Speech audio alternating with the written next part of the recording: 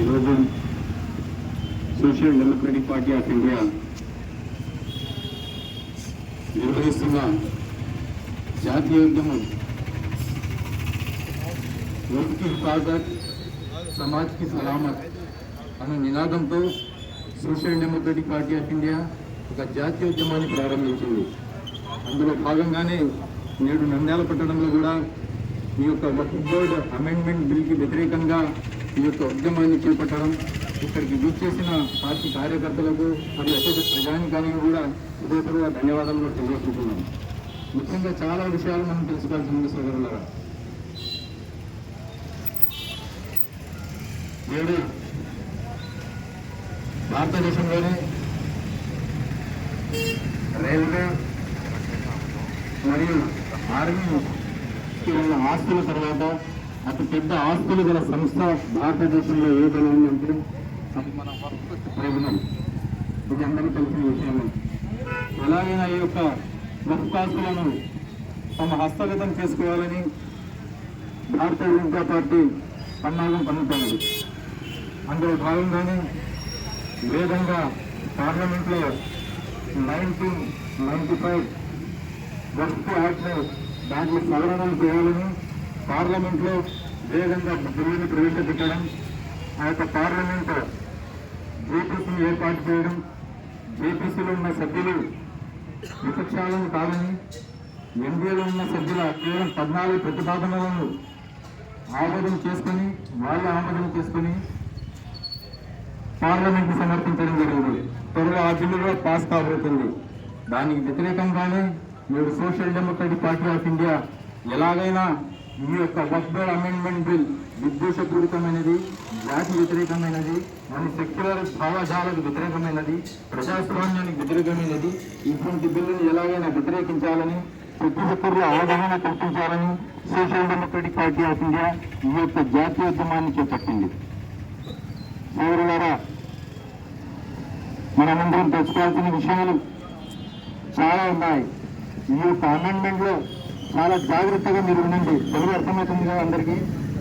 ఈ యొక్క బిల్లు కనుక పాస్ అయితే ఏవైతే మన మసీదులు ఉన్నాయో, ఏవైతే దర్గాలు ఉన్నాయో, ఏవైతే వక్ఫ్ ప్రాపర్టీలు మనవి ఉన్నాయో అవి 6 నెలల లోపల రిజిస్ట్రేషన్ చేయించుకోవాలి, డిజిటలైజేషన్ కూడా చేయించుకోవాలి.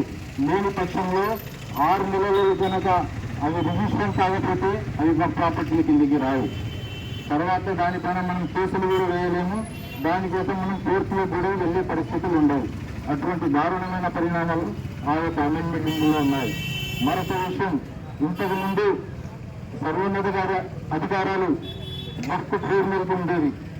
ఇప్పుడు కలెక్టర్ల చేతికి ఆ యొక్క అధికారాలు ఇవ్వబడతాయి. మరొక విషయం, ఎప్పుడైతే కలెక్టర్ల చేతికి ఆ అధికారాలు వెళ్తాయో, ఏదైనా ఒక మస్జిద్ వివాదం ఏర్పడితే ఆ మస్జిద్ గవర్నమెంట్గా లేక వక్ఫ్ చెందిందా అని కలెక్టర్ ఎవరి గురించి మాట్లాడతాడు? గవర్నమెంట్ నియమించిన కలెక్టర్ కాబట్టి గవర్నమెంట్ తరఫున మాట్లాడతారు, మస్జిద్ తరఫున మాట్లాడతారా? ఇటువంటి దారుణమైన పరిస్థితులు ఆ యొక్క అమెండ్మెంట్లో ఉన్నాయి. మరొక విషయం, ట్రైబ్యునల్కు ఒక వక్ఫ్ ట్రైబ్యునల్ ఏదైనా స్థలాన్ని నిర్ధారించడానికి వెళ్తే ఆ స్థలం వక్ఫ్ ప్రాపర్టీగా లేక వేరే వాళ్ళగా నిర్ధారించే హక్కులు మన వక్ఫ్ ట్రైబ్యునల్కి ఉన్నాయి. కానీ ఈ యొక్క బిల్ ఇంప్లిమెంట్ అయితే ఆ యొక్క అధికారాలు కూడా కలెక్టర్ల చేతికి వెళ్ళబోతున్నాయి. సోదరులారా, మీరు ఆలోచించండి. కేవలం మన నంద్యాల పట్టణంలోనే 90% పైగా మసీదులు రిజిస్టర్లలో లేవు. అవి రిజిస్టర్ 6 నెలల్లో చేసుకోవడం అసాధ్యం. ఎందుకంటే ఒక మసీద్ కోసం మేము రిజిస్టర్ చేసుకోవడానికి ప్రయత్నించాం, చాలా కష్టపడాల్సి వచ్చింది. ఇప్పుడు మసీదులో ఉన్న పరిస్థితులను మనమే గమనించాలి. ఇటువంటి దారుణమైన పరిణామాలు ఈ యొక్క బిల్లులో ఇంప్లిమెంట్ కాబోతున్నాయి. సోదరులారా, ఇంకొక విషయం, సచార్ కమిటీ గురించి మీకు అందరికీ తెలిసిన విషయమే. 2006 యూపీఏ గవర్నమెంట్, కాంగ్రెస్ గవర్నమెంట్ అధికారంలో ఉన్నప్పుడు ఆ గవర్నమెంట్ దేశంలో ముస్లింల స్థితిగతులు ఎలా ఉన్నాయి వాటి గురించి తెలుసుకోండి ఈ యొక్క కమిటీని ఏర్పాటు చేసింది. అదే సచార్ కమిటీ.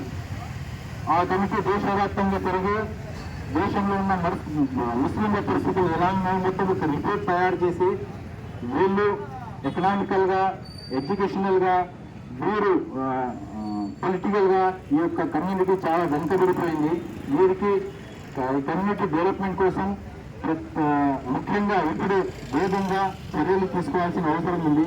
లేకుంటే చాలా దారుణమైన పరిస్థితులు ఈ కమ్యూనిటీ మనం చూడాల్సి వస్తుందని చెప్పడం జరిగింది.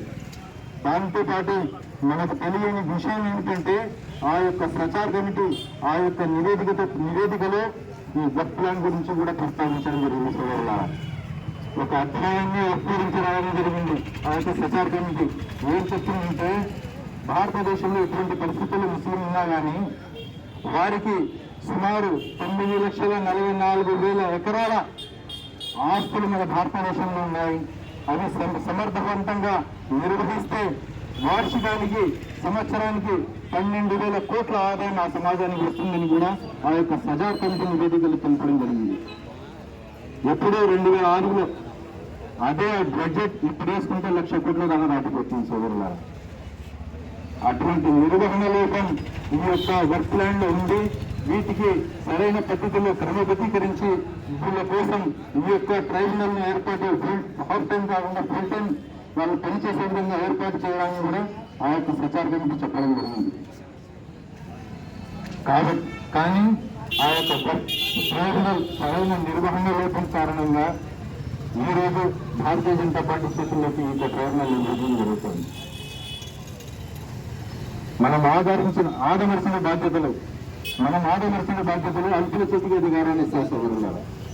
మనమందరం చాలా ఆలోచించారు. చాలా దారుణమైన పరిస్థితులు ఈ యొక్క బిల్ ద్వారా ఈ యొక్క అమెండ్మెంట్